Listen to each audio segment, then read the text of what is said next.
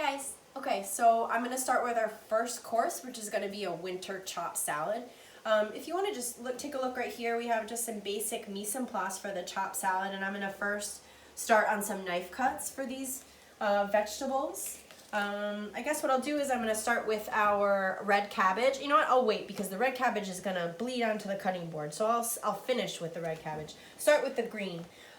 With a chopped salad, you can really vary on the size of your dice. I'm going to choose a small dice today, just because I definitely want to try and keep these salads relatively petite and kind of sexy looking for that restaurant style.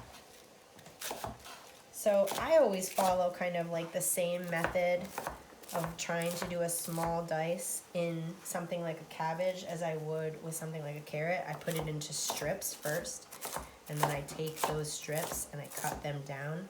It's obviously not going to be this like perfectly precise dice, but the more intentional you are with your cuts, the better the cuts are going to look.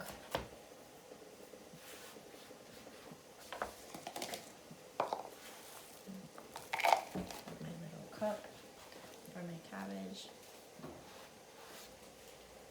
Okay, step one. Next, move on to my radicchio. Radicchio comes in a large head similar to cabbage. I'm just gonna cut a small wedge off of that. Put this up to the side. Similar to the cabbage, I'll do strips first. And definitely intentional with the greens in this chop. There's a sweetness to cabbages this time of year with the cold, whereas there's a nice like bitter quality to something like a radicchio, and so the two flavors will definitely play off one another. Think back to our conversations about building flavors and having contrasting flavors. This is a nice example of that. Radicchio to the side.